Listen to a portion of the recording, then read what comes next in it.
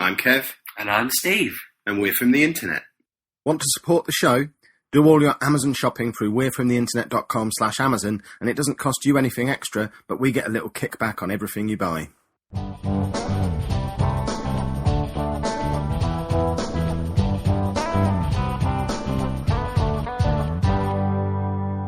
G'day, Kevin and Steve. It's good old Johnny Part-Timer.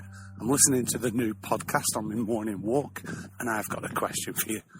What is it like to be a man in the 21st century?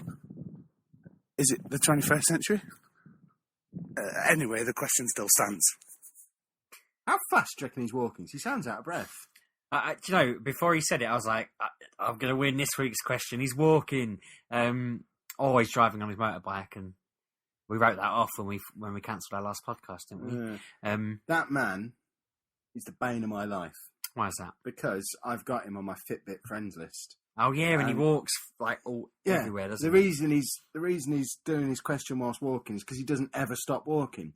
He does about 120,000 steps every single week. He has never. The only person who ever gets above him on the Fitbit league table is Mrs. Good Old Johnny Part-Timer, who does about 140,000. That's 20,000 steps a day. I think his missus probably wrote that song, "These boots are made for walking," and just never takes them off. I imagine she probably did. But sometimes, if I have a really good week, I'll get to 100,000 steps and might get to third or fourth on my little league table. But I've got no chance of ever being first, even with a cracking week like that, because of him. Maybe just delete him off the list. Well, I thought I had, but now he's resurfaced, asking us bloody questions, prying into our business. So what's it like being a man now, I assume you mean, because I don't know what... I think it's the 21st century, yeah. You should know that, because 21st Century Fox is not a movie company. Is it? No, I don't think so, because I watched the Simpsons movie the other day and it still had the so zero. It's 20th Century Fox. That's from the past. We're now in the 21st century. Being a man is no different to being a woman now, surely. Well, it is. Other than the fact we can standing up without any technological aids. I for years I didn't think there was much.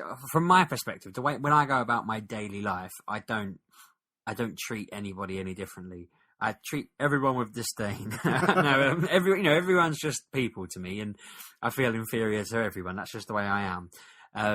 But I work in the room I work in. There's just me and a female colleague. And the way when we do the same job, we get paid the same. It's not about equality, but like we use LinkedIn, and I don't have a LinkedIn, but I use like the business one or whatever, and I just link in with people and job done. She gets so many people linking in with her and just going, "You're pretty," and she's like, "Do you want any services from us at all, or are you literally just adding me because you thought I looked pretty in my picture?" And they're like, "I just added you because you had a pretty picture." And it's like, that's just ridiculous.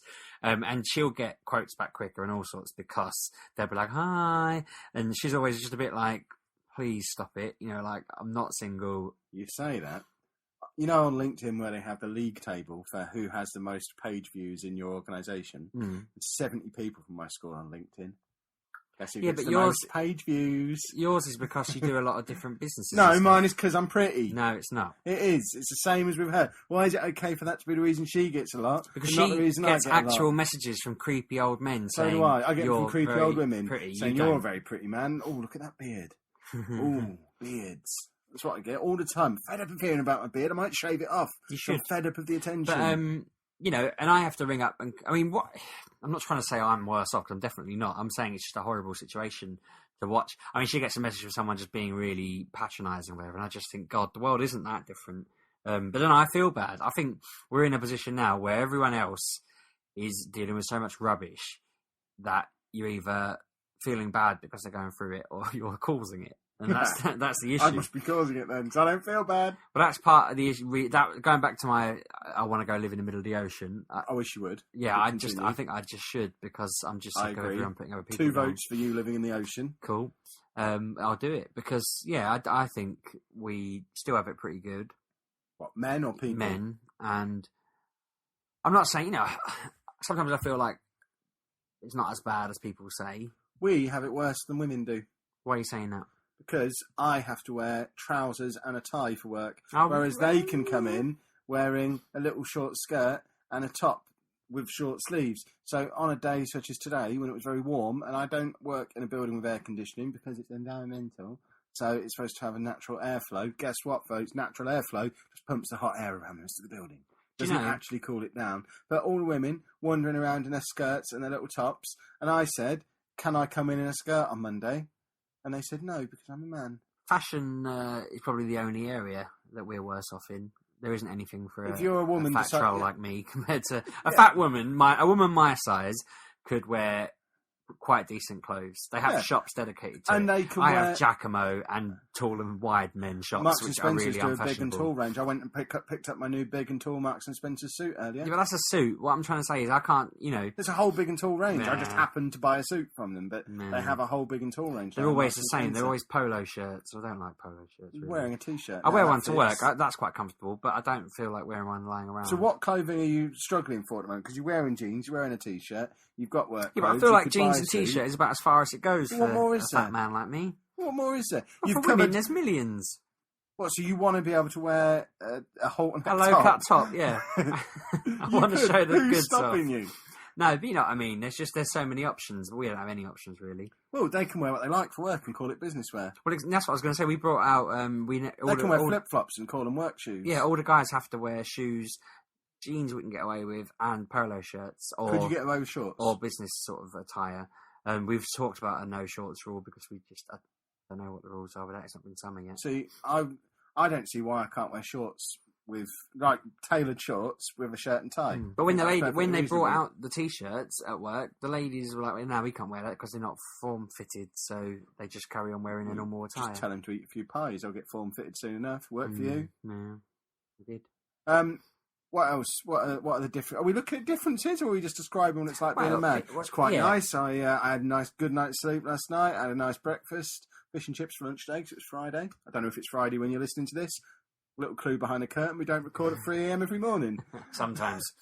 I don't know.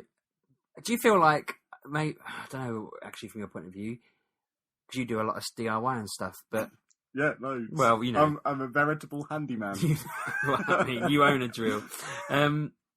I find that my dad and my granddad and my father-in-law and have all failed by not teaching you how to do that stuff. No. What I'm trying to say is what I was going to say is they all got taught by their dad. Let me talk. They all do that stuff, and that's all they do. Right. They don't help out in any other way. They don't have to go to kids stuff. They don't have to do stuff. They don't have young kids.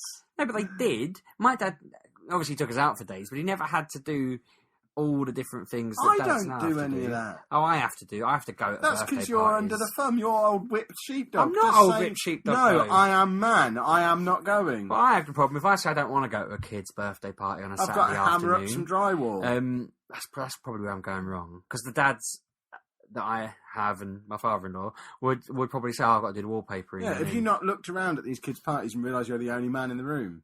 Usually there's me and about one other dad there, yeah. and that is it. And I keep saying that to my wife. I'm the only dad there. She says, well, if you're not coming, you have to look after our son. And it's like, yeah, but then I have to just run around after him, and I might as well be at the party. So I come along. So this isn't anything to do with being a man in the 21st century. This is just to do with you being ridiculous again. Well, no, what I mean, because he's young, so I have to chase him around the house. So I can't just sit and do nothing. Whereas my dad would sit and do nothing and have a beer.